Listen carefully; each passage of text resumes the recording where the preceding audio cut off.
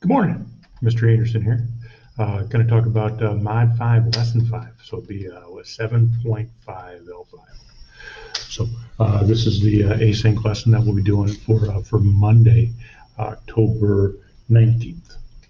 So it says when Jenna goes to the farmer's market, she usually buys bananas.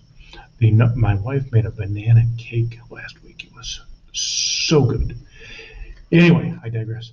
The number of bananas she might buy and their probabilities are shown in the table below. So you see these probabilities are written in decimal form. So of course we can write our probabilities as fractions, decimals, or percents. Traditionally, if I give you a decimal, I'd expect a decimal in return. If I give you a fraction, I would expect a fraction in return, and so on. So, got a few questions that you can find the answers to from reading the table, and I'll just pause for a moment while you do the same and answer those 5 questions.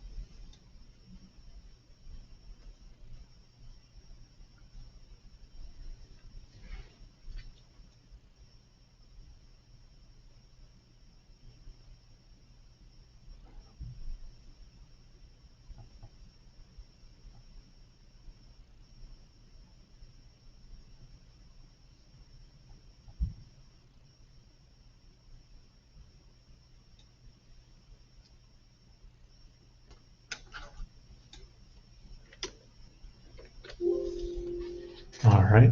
So this is what I got here for 3 bananas from this part, 2/10 of 1%. I'm sorry, 2/10 of a percent chance.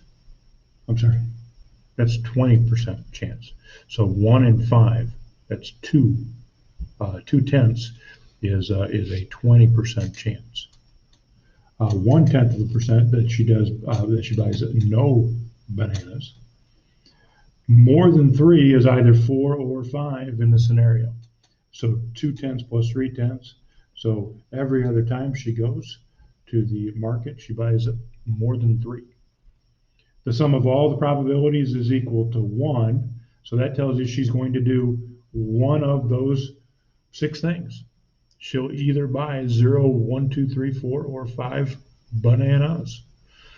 And then, of course, the chance that she buys at least one is all but that 1/10 where she doesn't buy any.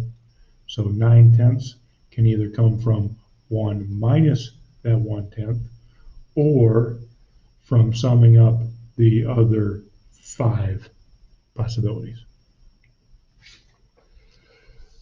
Moving on to the second slide, it says Luis works in an office and the phone rings occasionally.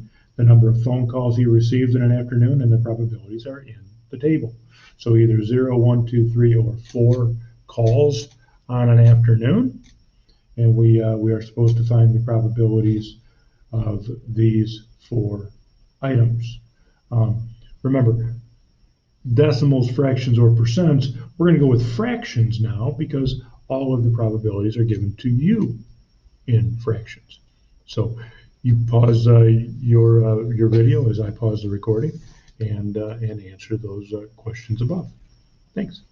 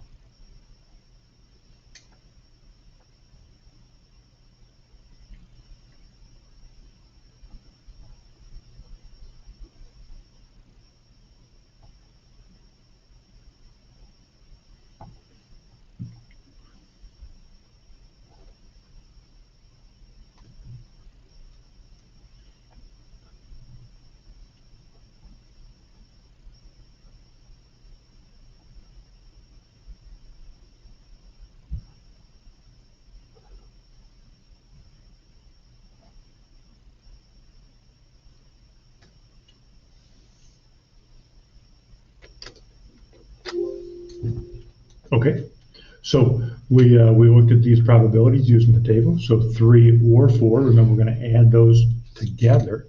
A third plus a ninth are going to have the same denominator to add those. So I scaled up 1/3 to 3/9, added that to the other one, and got 4 out of 9. Fewer than 2 is either 0 or 1, 1/6 for each of those things. So 2/6 in lowest terms is 1/3. If you can write a fraction in lowest terms, it's always best if you do.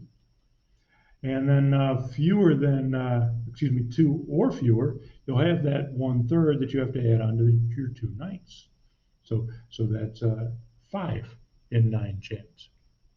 The probability that Louis or Luis does not receive 4 is all but this 1/9. So 8 out of 9. Of course, you could add the 6, 2/9, and a third, but I think it's easier just to take 1/9 away from the whole. Moving then to our third and final slide. It says the diagram below shows a spinner designed like the face of a clock. The sectors of the spinner are colored red, blue, green, and yellow. Of course, they're not colored, but they are certainly labeled. So you need to find those 4 probabilities, lowest terms. Find the probability either the spinner will either finish in blue or green, and then not green. Okay, so read carefully. Make sure you put your probabilities in the lowest terms.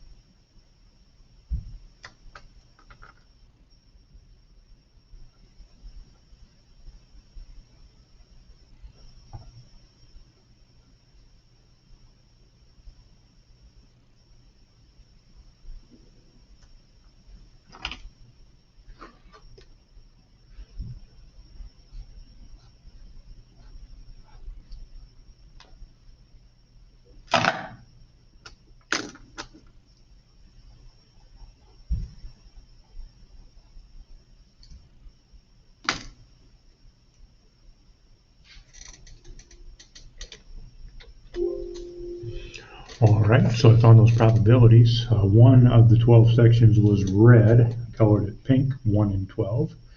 2 of the 12 were blue, in lowest terms it's going to be 1/6. 5 of the 12 sections are green, and 4 of the 12, or 1/3 of the clock face, is yellow. So the probability that it stops either blue or green, I'll take my 2 plus 5, 7 out of 12. And not green is going to be 1 minus those 5/12. So the very same answer, 7 and 12. See me in office hours if you have any questions. Otherwise, I'll look forward to seeing you tomorrow. Bye-bye.